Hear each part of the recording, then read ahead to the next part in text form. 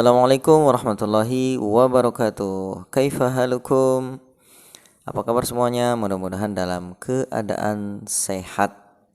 Baik, kita akan melanjutkan belajar menghafal surah An-Nasr dengan baik dan benar disertai dengan tajwid. Baik, seperti kita ketahui, surat An-Nasr ini adalah surah yang berjumlah 3 ayat. Sebelum kita menghafalkan surah An-Nasr, ada baiknya kita memperhatikan makharijul huruf serta tajwid dari surah An-Nasr ini. Kita baca dimulai dari ta'awudz dan basmalah. A'udzu billahi minasy syaithanir rajim. Bismillahirrahmanirrahim. Seperti yang kita ketahui bahwa sering terjadi kesalahan dalam pembacaan ta'awudz antara alif dan ain yang berdekatan ya. A'udzu. Jadi itu dibedakan antara alif dan ainnya. Yang pertama jelas a, lalu kemudian ainnya ditekan. A'u, seperti itu ya. Kemudian di dalam basmalah sering juga terjadi kesalahan dalam membaca huruf ha ya. Jadi harus dijelaskan. Bismillahirrahmanirrahim. Jadi ha-nya harus terdengar dengan jelas.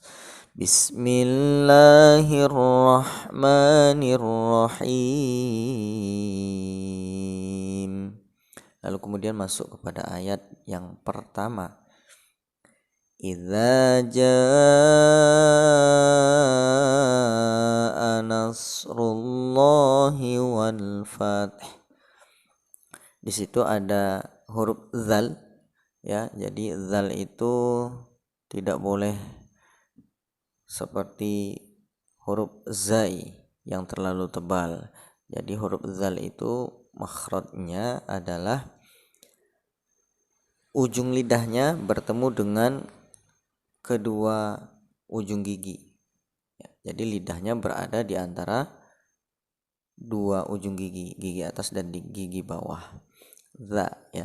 Kemudian ja, huruf ja itu adalah mad wajib. Jadi harus dibaca 6 harokah ya. Kemudian di akhir ayatnya itu ada huruf tak sukun atau tak mati, lalu ada huruf ha yang disukunkan ya, maka dibaca fath lalu diiringi dengan suara ha. Kita ulang. Idza jaa nasrullahi wal fath. Dan lanjut ke ayat 2. Wa ra'aitan nasa yadkhuluna fi dinillahi afwaja.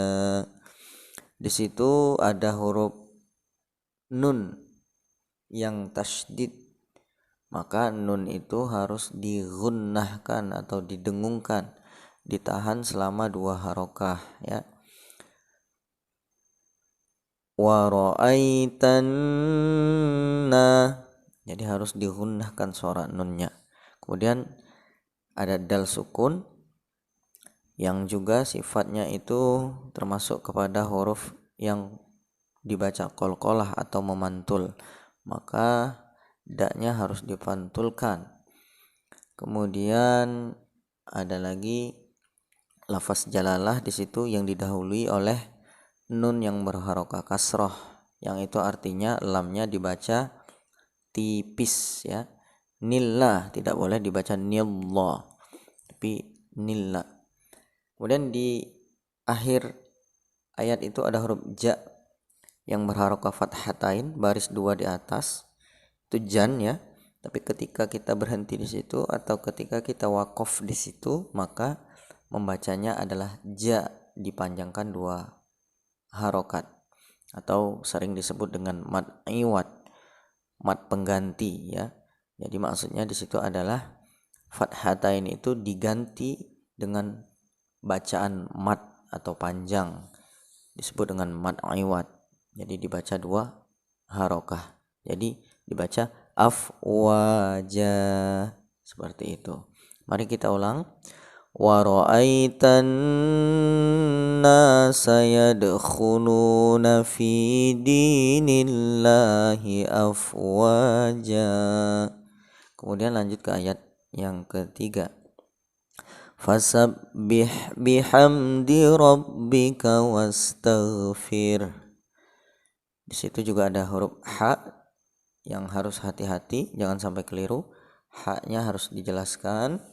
Kemudian di ujungnya itu ada ra sukun dan diiringi oleh huruf ha yang disukunkan juga. Ya, maka harus diiringi dengan suara huruf ha yang rendah atau yang tipis ya, tidak terlalu terdengar jelas. Lalu lanjutannya innahu kana tawwaba. Itu ha yang harokahnya domah terbalik itu dibaca 2 harokah ya. Itu disebut dengan mad silah qasirah ya. Nunnya dihunahkan, lalu kemudian haknya dipanjangkan 2 harokah, dan terakhir di huruf ba itu sama dengan huruf ja di ayat yang kedua tadi. Itu dibaca 2 harokah karena juga termasuk kepada bagian dari mad iwad atau mad pengganti. Mari kita ulang. Fasabbih bihamdi rabbika wastaghfir innahu kana tawwaba. Sebelum kita tutup, mari kita ulang dari ta'awud. Kita baca secara bersama-sama. A'udzu billahi minasy syaithanir rajim. Bismillahirrahmanirrahim. Idza jaa